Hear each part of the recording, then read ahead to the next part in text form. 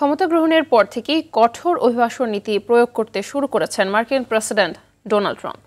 এরই মধ্যে new York থেকে গ্রেফতার হয়েছে 4 বাংলাদেশি। দর্শক, এ বিষয়ে জানাতে যুক্তরাষ্ট্রের ওয়াশিংটন ডিসি থেকে সরাসরি যুক্ত হচ্ছেন সহকর্মী আরিফ হোসাইন। আরিফ, ট্রাম্প ক্ষমতায় আসার পর মার্কিন নীতি নির্ধারণীতে কি ধরনের পরিবর্তন দেখতে পাচ্ছেন জানাবেন, আর অভিবাসী বিরোধী অভিযান নিয়ে সর্বশেষ কি তথ্য আছে আপনার কাছে? জি, ধন্যবাদ মাহবুবা।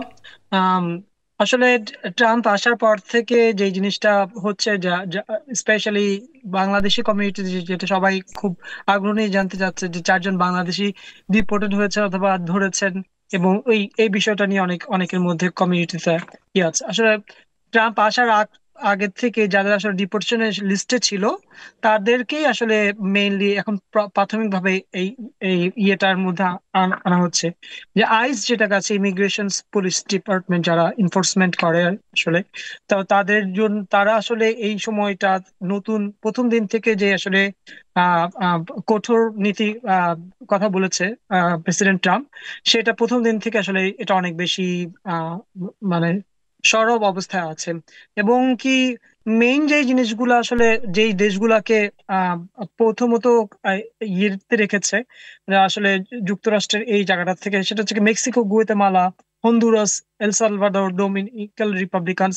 ওদের আসলে নাম্বারটা অনেক বেশি ডিপোর্টেশনের যে জিনিসটা, যারা ডিপোর্টেশনের জায়গাটাই আসলে এই মুহূর্তে চিন্তা করছে যে বা ভীতিতে আছে, তারা আসলে একদম নতুন করে কোনো ডিপোর্টেশন রিপোর্ট হচ্ছে তাদেরকে আজকেই প্রেসিডেন্ট হওয়ার পরে কালকেই তাদেরকে ডিপোর্ট করে দেওয়া হবে, দেখুন না, তারা আসলে ডিপোর্টেশনের লিস্টেই ছিল, এরকম একটা ব্যাপার।